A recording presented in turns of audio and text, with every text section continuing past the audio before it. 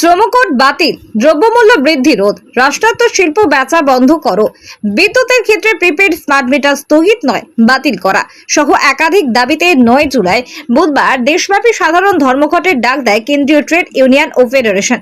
সেই মতো গোটা দেশের পাশাপাশি পূর্ব বর্ধমান জেলাতেও কেন্দ্রীয় ট্রেড ইউনিয়ন ও ফেডারেশনের সাধারণ ধর্মঘট পালন করতে পথে নামে কেন্দ্রীয় ট্রেড ইউনিয়ন ও ফেডারেশন সমৃদ্ধ বর্ধমান শাখা সংগঠন। এদিন তারা বর্ধমান পারবীরহাটা থেকে বর্ধমান কার্জন গেট পর্যন্ত একটি মিছিল বের করেন। এরপর মিছিলটি বর্ধমান কার্জন গেটের সামনে দীর্ঘক্ষণ পথ অবরোধ করেন। এরপরে সিআইটিইউ ডাকা সাধারণ ধর্মঘটের মিশ্র প্রতিক্রিয়া দেখা গেল পূর্ব বর্ধমানে।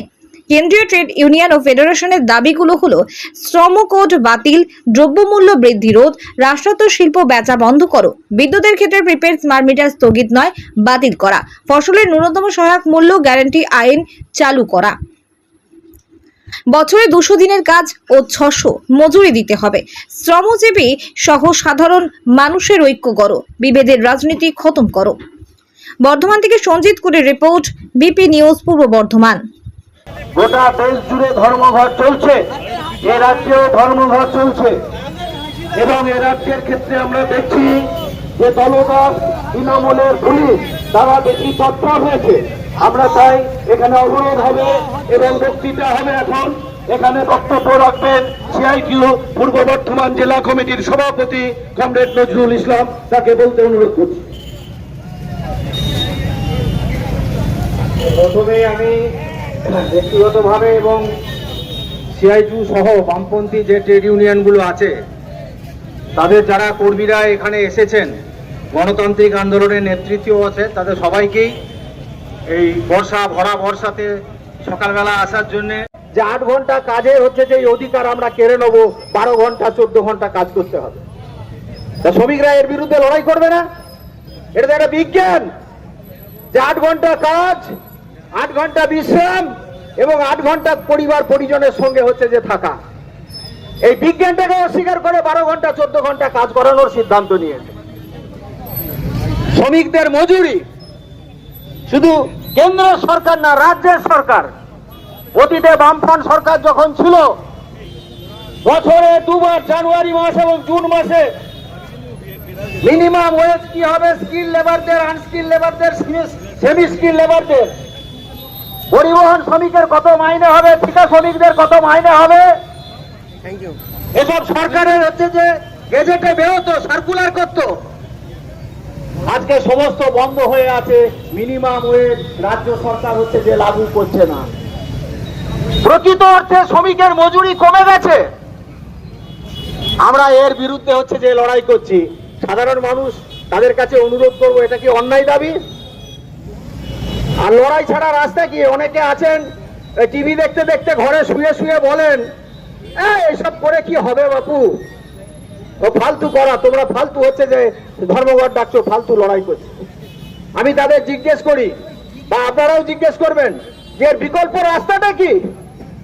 লড়াই ছাড়া অন্য রাস্তা আছে? আর লড়াই করে যে আদায় করা যায়? আমরা দেখেছি কৃষি আন্দোলন, কৃষক সভার নেতৃত্বে হাজার হাজার কৃষক দিল্লির ওইখানে হচ্ছে সীমান্তে, হরিয়ানার সীমান্তে 700 জন কৃষক আত্মবলিদান দিয়েছে। বিজেপি সরকারের কৃষি আইনকে ঠেকানো গেছে। আপনারা দেখলেন না? আন্দোলন করেই তো খানিকটা হলে পিছিয়ে গেছে রাজ্য সরকার। কেন্দ্রের যে আইন, বিদ্যুৎ আইন, সেটাকে লাগু করতে হলো রাজ্যের মমতা সরকার। তার বিদ্যুৎ মন্ত্রী বর্ধমান শহরে এসে পাওয়ার হাউসে মিটিং করে গিয়েছিল। সেখানে ঘোষণা করেছিল যে প্রিপেড স্মার্ট মিটার সব জায়গায় লাগাতে হবে। বামপন্থীরা আন্দোলন করে সেটাকে ঠেকিয়েছে, আপাতত স্থগিত করেছে।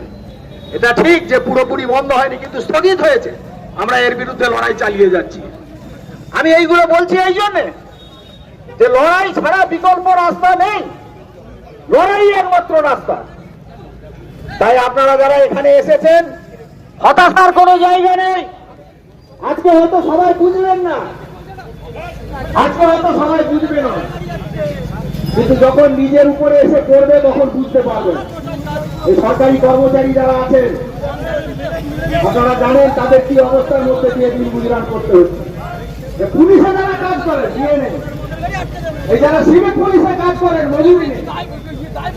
আমরা লড়াইটা কিন্তু যখন করি সবার জন্যই হচ্ছে যে করি, সব শ্রেণীর হচ্ছে যে মানুষের জন্য করি। আপনারা জানেন বর্ধমান শহরের বাজার, আমি এই কথাটা বলে শেষ করব, যে বর্ধমান শহরের বাজার আজকে শুকিয়ে গেছে। এখানে অনেক মানুষ আছেন যাদের সারাদিনে বৌদি হয়নি। কারণ কি? কারণ মানুষের ক্রয় ক্ষমতা নেই। মানুষ বর্ধমানে এসে জিনিস কেনার মতো পয়সা নেই, না আছে কর্মসংস্থান, না আছে চাকরি, না আছে সঠিক মজুরি, না আছে ডিএ। যারা বর্ধমানে বাজার করতে আসতো, রায়নায় বাজার করতে যেত, বলশিতে যেত, মেমারিতে যেত, আজকে বাজারগুলো শুকিয়ে যাচ্ছে। আপনারা জানেন যে আমাদের পূর্ব বর্ধমান জেলায় 9 লক্ষ জব কার্ড আছে, তার মধ্যে 3 লক্ষ জব কার্ড ভুয়ো। আমি একটা হিসেব করেছিলাম, তাতে দেখেছি যে বছরে 150 কোটি টাকার কাজ হতো, 3 বছর ধরে বন্ধ হয়ে পড়ে আছে। সেই 150 কোটি টাকা গরিব ক্ষেত মজুররা বালিশের তলায় ঢুকিয়ে রাখতো না, সেই টাকাগুলো নিয়ে তারা বাজারে এসে মাল কিনবে। কেন বন্ধ হয়ে পড়ে আছে? বিজেপি বলছে তৃণমূল চুরি করেছে, এটা নতুন। তৃণমূল তো সবাই চোর, সবাই জানে। তা তোমরা ধরছো না কেন? অ্যারেস্ট করছো না কেন? ঠিক আছে, হ্যাঁ দিয়ে দেবো। আইনে তো আছে, সেই দিকে নেই। আর উল্টো দিকে তৃণমূল বলে বেড়াচ্ছে যে বিজেপি টাকা বন্ধ করে দিয়েছে। লড়াই করো, চুরি করা বন্ধ করো। তোমাদের যারা চুরি করেছে দল থেকে বার করো। গরিব মানুষের টাকা মেরে খাচ্ছ, লজ্জা লাগে না? মাঝখান থেকে এই তুতু মেয়ের ফলে পূর্ব বর্ধমান জেলার প্রতি বছর 150 কোটি টাকার বাজার, সেইটা আজকে বন্ধ হয়ে গেছে। বলছে নাকি 1 আগস্ট থেকে চালু হবে। লড়াই করতে হবে, এছাড়া বিকল্প রাস্তা নাই। ক্ষেত মজুর ইউনিয়ন, কৃষক ইউনিয়ন তারা লড়াই করছে। আজকে শ্রমিকদের মর্যাদা, মজুরি এবং মর্যাদা, এখানে যারা পুলিশ ভাই আছেন সবাই না, যারা সাধারণ খেটে খাওয়া শ্রমিক, তাদেরকে গরু ছাগল মনে করে। বাপের বয়সী লোক টোটো চালাচ্ছে, পুলিশের কেউ কেউ এই সোনার বাচ্চা নাম বলে তাকে টেনে সেইখান থেকে নামিয়ে নিয়েছে, কাকটো দিয়ে দিল। হয়তো একটু ট্রাফিক আইন ভঙ্গ করেছে না জেনে। আর আমাদের মতো সাদা জামা কাপড় পরা লোক 4 টাকার গাড়ি চাপিয়ে গেলে যদি ট্রাফিক আইন ভঙ্গ করে, আসুন স্যার, বসুন স্যার, আপনি এইটা কেন করলেন? অফিসে যান, যারা বাবু তাদের জন্য চেয়ার, আর যারা খেটে খাওয়া গরিব মানুষ, দোকান কর্মচারী, টোটো চালক, তাদেরকে কোনো হচ্ছে চোরের মতো বসিয়ে রেখে দেয় এই সমস্ত অফিসাররা। আমরা এই শ্রমিকের মর্যাদার জন্য লড়াই করছি। তাই মজুরি, মর্যাদা, কেন্দ্রীয় সরকারের এই সমস্ত আইন, যে আইনগুলো সাধারণ মানুষের বিরুদ্ধে, এদের বিরুদ্ধে রুখে দাঁড়াতে হবে। শুধু একা আমরা পারবো না, আরো সব মানুষকে জড়ো হতে হবে, আরো সমস্ত মানুষকে এগিয়ে আসতে হবে। আমি আশা করি আপনারা সেই কাজ করবেন। এই আশা, এই ভরসা রেখে আপনাদের ধন্যবাদ এবং অভিনন্দন জানিয়ে আমি আমার সংক্ষিপ্ত বক্তব্য শেষ করছি। শোনো কোর্ট চালিয়ে দাও, ফিরিয়ে দাও। শোনো কোর্ট মানছি না, মানব না। নদী হটাও, নদী হটাও। কমরেড, এরপর আমরা বিসি রোডের দিকে মিছিল নিয়ে যাব।